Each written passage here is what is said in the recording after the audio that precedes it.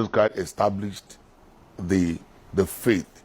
Jesus never commanded people to be doing things that will devalue anything that devalues human beings. That somebody is commanding is of the devil. It's not of God.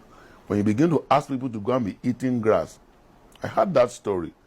I got to know about one man of God that used to kick women in their tummy.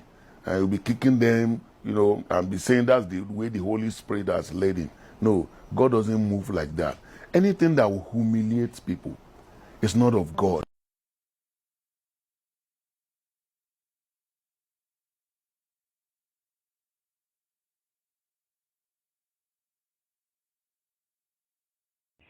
Step 1. Build up a godly man images among people. A fraud pastor and his wife went to the big churches to serve to build up their good image.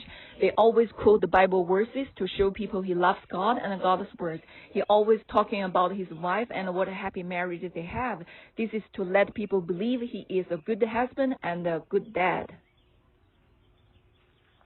He likes doing things so more people can see him, like standing in front of the door to greet people. Step 2. Build up a rich image. He dressed nicely and even drove an expensive car which he rented from a car company. He lied about things to trick others to believe that he is rich and he doesn't need money. This step is very important as he knew many people would automatically respect rich people and many people would be willing to have a relationship with him. Step 3. Grooming people. They showed that they cared and offered some help for people to build up a personal relationship with them. He always contacted individuals to care and encourage them. Through these ways, bring people to his traps. Step 4. Invite people to come to his house Bible meetings. He began to invite people who he met and groomed in the big churches or other places to his house Bible meetings. Step 5. To ask a tithe. When people began to trust him, he began to ask a tithe in each meeting. Step 6. Finding excuse to use tithes for his own. In public, he lied to people he's rich, that he didn't need to take money from tithes, but privately, he used the church card money to pay his own uses. He lied about the church having a board for the tithes, but the truth is he himself managed all the tithes. Step 7. Use events to attract more people to come and build up a serving image. He likes giving people free parties. Events like baby showers, birthday parties attract more people to come, to let people's friends and families to come. Then he will be more famous and more people will give tithes. These events will make his tax looks better. Also, he can cheat more through the events, spendings, and cook the books. You thought that they were serving you, but after years you realized the tithes you gave to them and the money they cheated you is a lot more than the events things they gave to you. Within 10 years, I had 4 kids. Even they gave me 4 times baby showers, that the showers cost within 10 years is probably around $4,000. But 1 week's tithes they got from you and the friends, families you invited to their church is at least around several hundreds.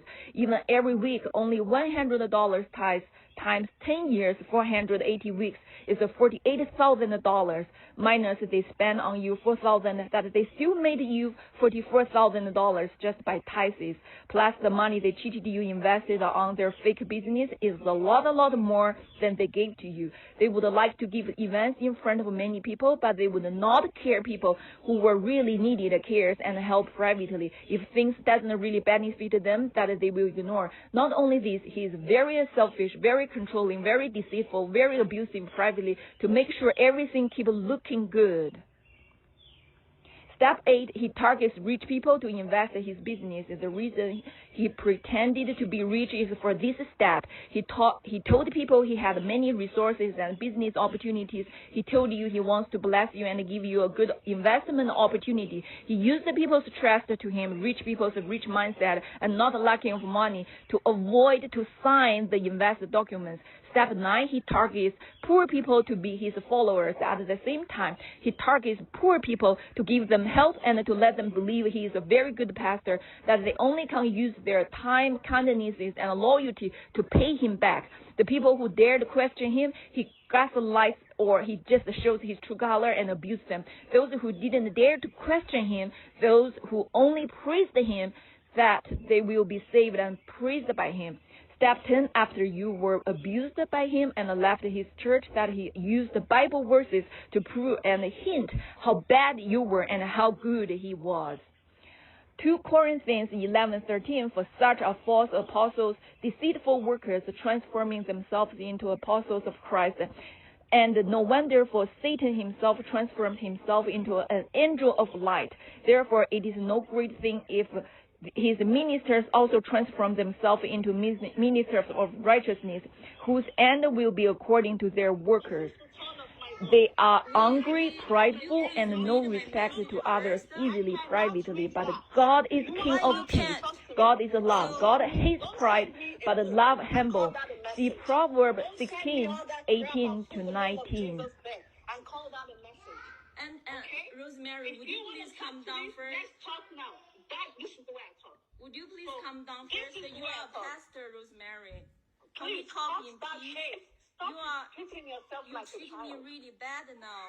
Listen. I don't think you should have this attitude, right? You are a pastor. I'm talking to you. If you don't want, I'll cut the phone off. I don't care. Why you don't care? You are a pastor. I don't care. And I once don't we care. went to your church, and my husband still don't go into your church. You don't come to my church, so why should I waste time? But we are not You brothers don't and sisters.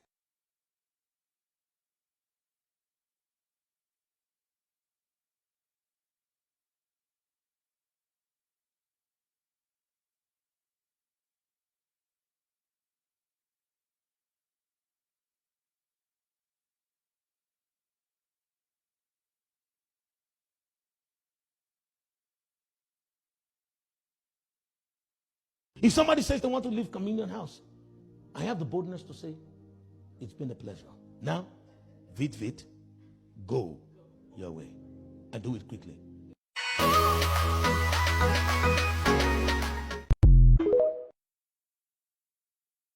Shepherd, and you are shepherding sheep, and you are doing wrong. The Lord is not happy.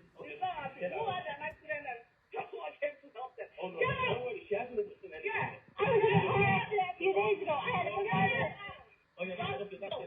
go. Go. Okay, bye. I'll give you in peace.